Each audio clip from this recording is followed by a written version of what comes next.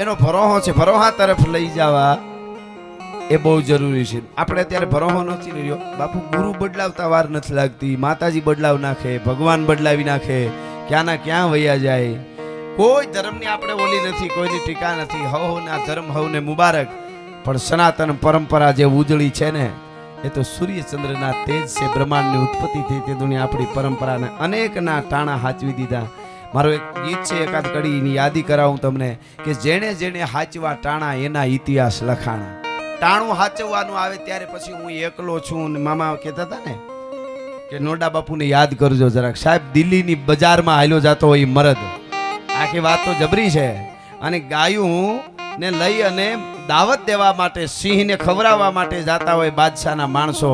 ન્યા કડિયાળી લાકડીની આડો ઉભો રહ્યો, ગાયુંને ભાઠા વાળો માં છોડી મૂકો તો કે તું કોણ છોડાવાળ, કોણ હે તું કોણ હોતે હો? તો કે હું જે હોય પણ તમે આ રેવા દો તો સારું. તો કે તું હે કોણ? અને એને કીધું તારો બાપ શું, નોડો ડાંગર શું, ભલા માણસ. તમને ધીરે ધીરે કામ નથી સમજાતું? હવે આમાં ક્યાં આવ્યું? હું એકલો હતો, નકર ભૂકાય કાઢી નાખ્યું. આના આ ધર્મની રાષ્ટ્રની વાત આવે તો વળ ખાવાની વાત નથી. પાછું એ કહું છું, સિંહને કોઈ દી એન્ટ્રી પાડવાની હોય જ નહીં. મોટરસાઇકલ ઉડાડવાનું, ધૂળું ઉડાડ્યું, જીપું ઊભ્યું કરવ્યું. સાહેબ બોરડીના ઝાડાડો બેઠો જેવી તેવી જટા દેખાય એટલું જ થાય, એ અહીંયા બેઠો હો.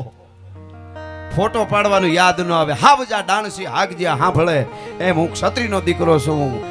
કોઈ પણ જ્ઞાતિ ગૌરવ બધાય ન હોવું જોઈએ, પણ એ જે તમારી ઓળખાણ તમારા બાપ દાદાએ રાખી છે એની અડીખમ રાખજો. કોઈ પણ વરણને જરૂર પડે, અડધી રાતે જરૂર પડે. અને ખાસ કરીને હું જે જગ્યાએ ઊભો હું ની આજુબાજુમાં કોઈ પણ વરણની બેન દીકરી નીકળે એને લાગવું જોઈએ કે મારો માનો જીણ્યો ભાઈ ઊભો છે. એવું થાય ને તેથી ચામુંડા પેઢીઓ સુધી તમારી યારે રહેવાની છે. ઈ માં છે, ઈ ભગવતી જાગતી જોત છે. આ શક્તિની જે તાકાત છે, માની જે તાકાત છે. આખા બાપુ આખા લંકાનો વિનાશ કર્યા પછી વિભીષણને ગાદી આપી દીધા પછી એક વખત સવારના પોરમાં વિભીષણ અશોક વાટિકામાં આટો મારવા માટે નીકળેલા વિભીષણ. અને જોતા જોતા જોયું તો બધા જાળવા ઉથ મૂથ બધું બળી ગયું હતું. ભસ્મ જાળવાનું ઠૂઠા હુકલ, કંઈક હનુમાને ઉખેડ્યા હતા, કંઈક યુદ્ધના બમ ગોળા અણુ બમ છૂટ્યા, એમાં હુકાઈ ગયું. ખડબડ કાંઈ લીલું નહીં. એક નાનું એવું કુંડાળું, અહીંયા ધ્રોકડી લીલી ઉભેલી. જોજો માની શું તાકાત. એને તમે મોગલ કયો, એને તમે માં અંબા કયો, એને તમે ચામુંડા કયો. એ જે રૂપ જુદા જુદા, મંદિરો નવા, એની મૂર્તિઓ નવી, એના પૂંજારી નવા નવા હોય, પણ દેવ તત્વ જૂના જૂના. આપણે અત્યારે ભરોહાથી બહુ આઘા વયા ગયા. આપણા બાપ દાદાએ જાળવી રાખ્યું. આ પાઘડીયું બેઠી છે ને, હું તો યુવાનોને કહું, દીકરીઓ હોય નાની તો એને કહું, 15 વર્ષની દીકરી 17 વર્ષની હોય, દીકરી હોય ને તો ડોહીમાં પાસે બેસજો. તમારા દાદી ન હોય તો નાની હોય તો એની પાસે ક્યારેક બેસજો. નહીં તો આડો પાડોના ડોહી હોય ને 70-80 વર્ષના, એની પાસે બેસીને એટલું જ કહેજો કે જૂના જમાનાની વાતો કરો. મોબાઈલ એક બાજુ મૂકીને તમારો કહેજો એને. અને જૂની વાતો ખાલી કરશે. જીવનમાં આગળ જતા બેનું દીકરીઓને જીવનમાં કોક દી એવી આંટી આવે જ્યારે અઘરી, ત્યારે યુનિવર્સિટીમાં લીધેલું જ્ઞાન તમને બહાર નહીં કાઢે. એ વૃદ્ધ ડોહીએ કીધેલી વાત બહાર ન કાઢે તો મને કહેજો ભલા માણસ. આ બહુ મોટી વસ્તુ છે. પરિવારો વિખાઈ ગયા છે અત્યારે, એટલે જ સુસાઇડ કરે છે ને મરી જાય છે ને. અને એટલી ફાળા પરીક્ષાઓ આવતી, અમુક તો હા બોલા અમારે પરીક્ષા પતી જાય તો બસ સારું. ભાઈ તમે જ પતી ગયા છો, નહીંતર મારી દીકરી દીકરો કાંઈક કરી બેસશે. તમે વિચાર તો કરો. એ તે પહેલાં શું હતું, અત્યારે શું ખબર, દીકરી મરી જશે, કાંઈક કહીશ તો દીકરો મરી જશે. અને અમે નાના હતા તો હું હતું ખબર, બાપા મારી નાખશે હો, ખબર પડશે તો. અને જેના બાપાએ ઊભા મોરના ધોકા દીધા હોય એ કોઈ દી કોઈની માર ખાઈને આવશે જ નહીં. તમારે જ્યાં લખો હોય ત્યાં લખી લેજો ભલા માણસ. એ માર ખાઈને આવતા હોય છે ભલા માણસ. બળું અમને પબેડા મારી વડલે આંબલીથી હેઠા પાડેલા છે, પણ એ હાવ જ નહીં, હામું બેહીને બેઠું ન રહેવાય પછી જાય. એટલે એ વાત છે. કહેવાનો અર્થ મારો એ છે કે એ ભરોહો. એટલે વિભીષણ આટો મારવા નીકળ્યા, તલડું જોયું થોડું ધ્રોકડીનું લીલું, ન્યા જઈને ધ્રોકડીને પૂછ્યું, જોજો તમે વાત શ્રદ્ધાની માની શું તાકાત છે. એટલે કીધું વિભીષણે કે આ બધા ઝાડવા હુકાઈ ગયા અને બમગોળા નડ્યા, બધું નડ્યું, આજુબાજુમાં ઘાસ બધું બળી ગયું. યુદ્ધના એવા શસ્ત્રો ગોળાઓ છૂટતા હતા આગના. આના એટલામાં ધ્રોકડી તું લીલી શું કામે, એ કે વિભીષણે કીધું.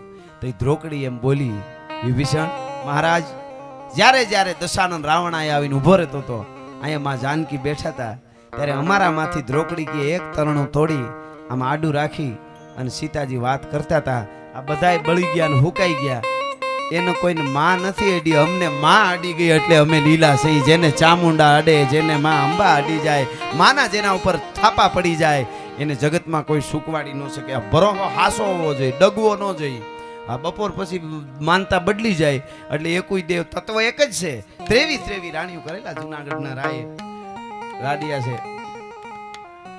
23 રાણીઓ. પ્રસંગ 5 મિનિટનો બાપુ આવ્યો એટલે લઈ લો. શ્રદ્ધા માતાઓ બહેનો પણ આ બેઠા છે અને સંતાન નહીં, જુનાણાને 99 પાદરને જ્યારે વારસદાર મળેલો નહીં, એમાં કોઈએ કીધું કે થોડાક પરંગણા બહાર ક્યાંક ગુજરાત બહાર, એ વખતે ગુજરાત તો નહીં, આ તો હું અત્યારના પેલામાં કહું છું, થોડીક દૂર ક્યાંક લગ્ન કરો અને કદાચ પુરુષના ભાગ આડું પરંગણું એવું આપણે ત્યાં કહેવાય. અને થરપારકરમાં લગ્ન કર્યા રાય. થરપારકરમાંથી પરમાર રાણીને પરણીને લઈ આવ્યા, સોમલદેવ પરમારને ઠેઠ થરપારકરથી.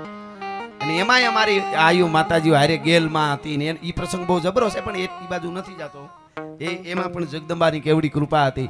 ટૂંકમાં વાત કરું તો પરણીને લઈ આવ્યા અને પછી તો જુનાણાની માલિકો બધાને આશા બંધાણી, જુનાગઢને વારસદાર મળશે, જુનાગઢને વારસદાર વળશે, રાનો વંશ દીવો છે એ રહેશે, એવો આનંદ હતો. એમાં એક દિવસ વાલબાઈ વડારેને બાપુ સારા સમાચાર આવીને દીધા અને એણે એમ કીધું કે જુનાણાને વારસદાર મળવાનો છે અને સારા દિવસો સોમલદેવ પરમારને છે, પરમાર રાણીને છે. મિત્રો તેથી 999 પાદરમાં હાકરું વેચાણી હતી, તેથી અબિલ ગલાલ ઉડ્યા હતા, આનંદ કિલોળ થઈ ગયો હતો.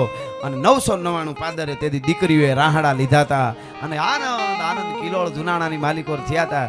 પણ મિત્રો ઈર્ષાખોર માણસો હોય એને સારું થતું હોય એટલે ગમે નહીં. ઈર્ષાળુ માણસ છે ને એનું ગજુ બહુ હોય નહીં, પણ એ નડે બહુ પાછા, ગમે એને નડે. તમે બળદ વેચાતા લ્યો તો બળદ ના જ રૂપિયા દેવા પડે, બગાવું મફત આવે ભેળી, એને સટકા ભરવા સિવાય બીજું કામ ન હોય. તો તમે આવું કામ કરો એમાંય આવે, સટકા ભરવાનું ટાણું ચાલુ જ હોય, પછી આપણે કાંઈ બહુ ધ્યાન ન દઈ તો જ આર પાર ઉતરી.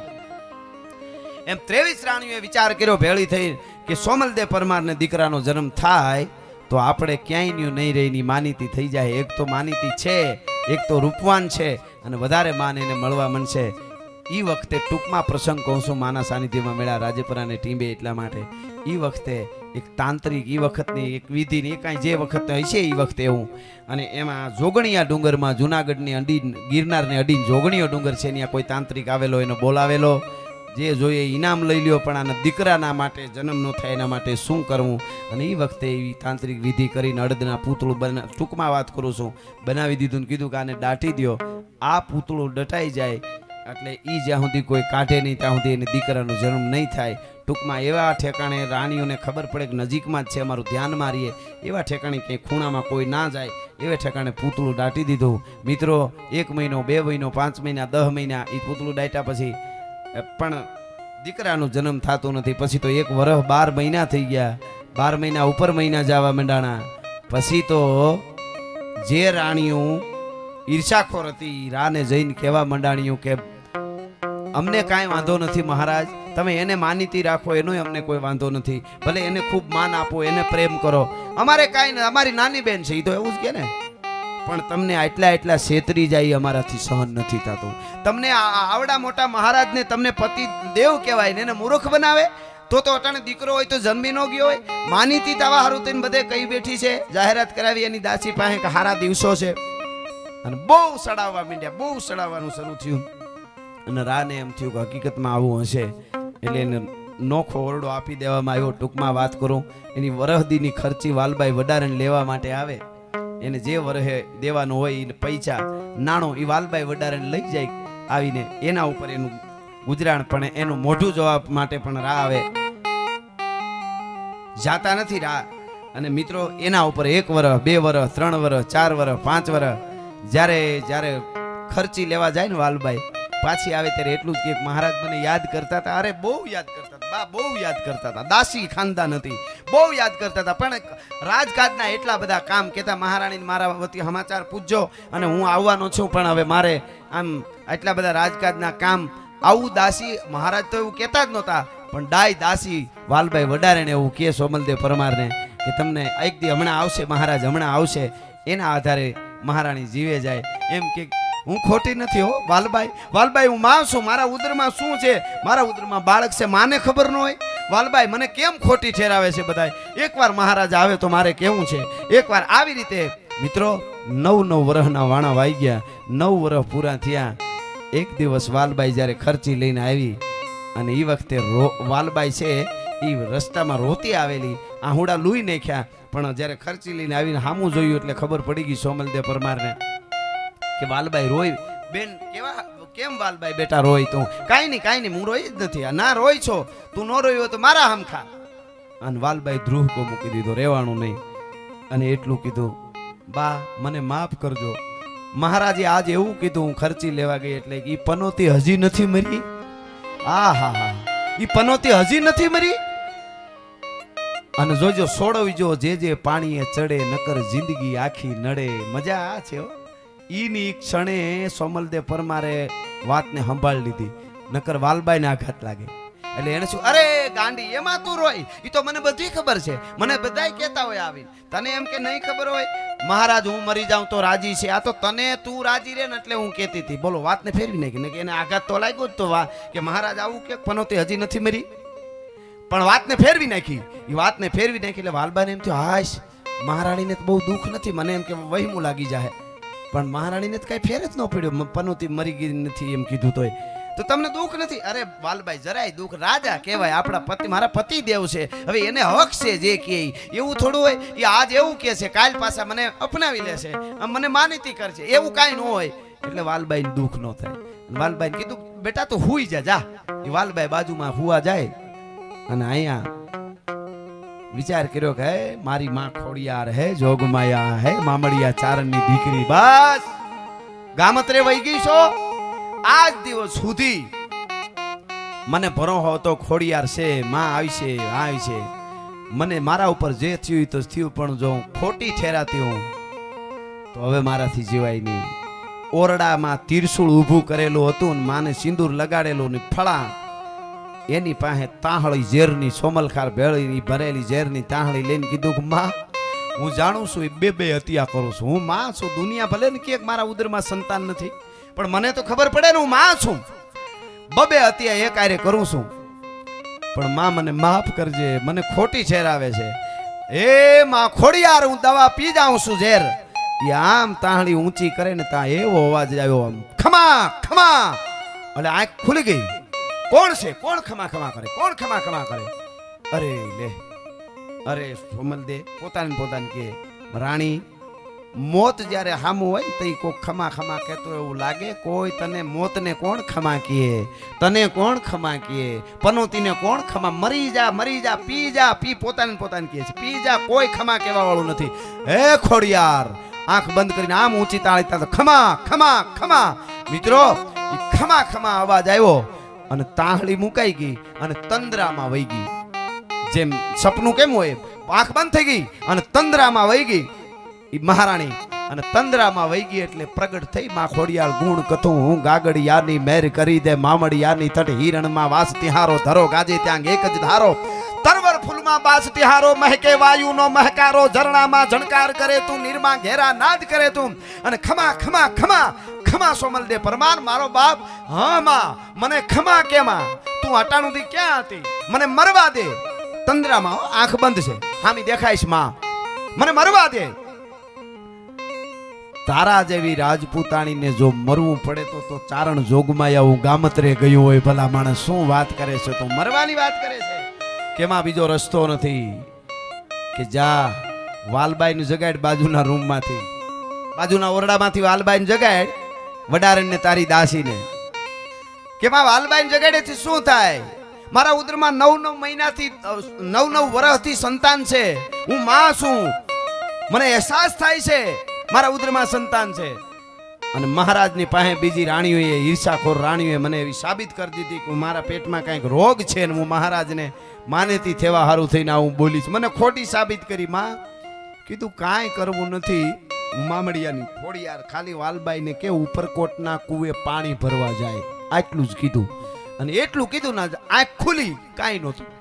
આંખ બંધ હતી ને આ બધું સપનાની જેમ થઈ ગયું. આંખ ખુલી એમ થયું, ઓહ આળપંપાળ થયો. ના આળપંપાળ ન હોય, મારી માં એવી ને એવી જળા હતી ખોડિયાર. હામી હું અખતરો તો કરું, મને ભરોસો છે. હળી કાઢીને વાલબાઈને ઉઠાડી જઈને વાલબાઈ વાલબાઈ વાલબાઈ માં આવી ખોડિયાર આવી. વાલબાઈ ઊભી થઈ ક્યાં ક્યાં હે અરે માં ખોડિયાર આવી મને ખબર ન રહી હું આમ બેભાન જેવી થઈ ગઈ મારી આંખ બંધ થઈ ગઈ. માએ કીધું વાલબાઈને જગાડ ઉપર કોટના કુએ પાણી ભરી આવે. વાલબાઈ એવી હતી તો હાસુ ખોડિયાર આવી જોય માં મહારાણી આવી જોયો બા આવી જોય ખોડિયાર એ ઘડો લઈને ઉપરકોટ પાણી ભરવા જાય છે. વાલબાઈ રાતના 12-1 વાગે ગરેડો લઈને કીચડું કીચડું અવાજ આવ્યો. ચોકીદારો ઉભા થાય એને એમ થયું કે રાતે 12-1 વાગે કોણ પાણી ભરવા આવે ઉપરકોટના કુએ. એટલે જે કીચડ કીચડ અવાજ આવ્યો એ અવાજ સાંભળાણો ને એટલે ચોકીદારે પડકારો કર્યો કોણ છે કુએ અટાણે અંધારામાં કેમ પાણી ભરવા કોણ આવ્યું છે. મિત્રો અંધારામાં કોણ પાણી ભરવા આવ્યું છે ઈ શબ્દો વાલબાઈના કાને પડ્યા એટલે વાલબાઈ પાણીની હિંચતા હિંચતા રાય હાથમાંથી આંખ બંધ થઈ ગઈ તંદ્રામાં વહી ગઈ. વાલબાઈ પાણી હિંચતા હિંચતા એની આંખ બંધ થઈ ગઈ ખબર ન રહી હું બોલું છું. ઈ ખોડિયાર અંદર પ્રવેશ કરીને બોલાયો ને વાલબાઈ એટલા ઊંચા અવાજથી બોલી એ સોમલદેવ પરમાર રાણીએ દીકરાને જન્મ દીધો એટલે કુએ પાણી ભરવા માટે આવીશું પણ પાણી ભરવા માટે આવીશું. એ અવાજના પડઘા ગિરનારના ગાળે ગાળે ઉપરકોટના કોટે કોટે પડઘા મીડ્યા પડવા ભાઈ દીકરાને જન્મ થયો એટલે હું પાણી ભરવા આવીશું. સોમલદેવ પરમારે દીકરાને જન્મ આપ્યો પાણી ભરવા આવીશું પાણી ભરવા આવીશું. પડઘા પડ્યા એક એક ઓરડામાંથી હળી કાઢી કાઢીને રાણીઓ જાગીને મીંડી ભેળી થવા કા બને કેવી રીતે. ઓલી ઈર્ષાખોર રાણીઓ કે બને કેમ આપણે ઓલું પૂતળું છે કોઈ કાઢી તો નથી લીધું ને. એમાં એક ઉતાવળી રાણીએ હળી કાઢી અને ન્યા જઈ અને આમ જે કોઈ જેવું હતું આમ કરીને આમ મારી અને આમ કર્યું.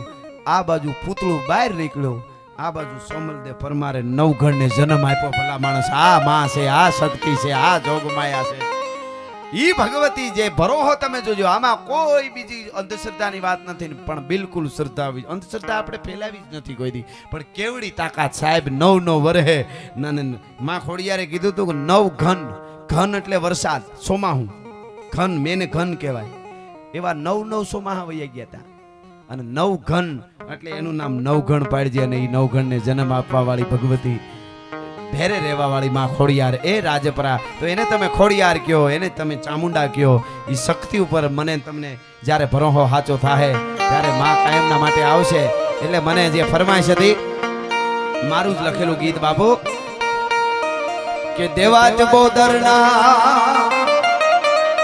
એ જી સાપને આવી એની રાજપૂતાણી બેન ભાઈ તારાને હરગની ગાડી અને મારાની કામ કરવાની દેવાજ બોદ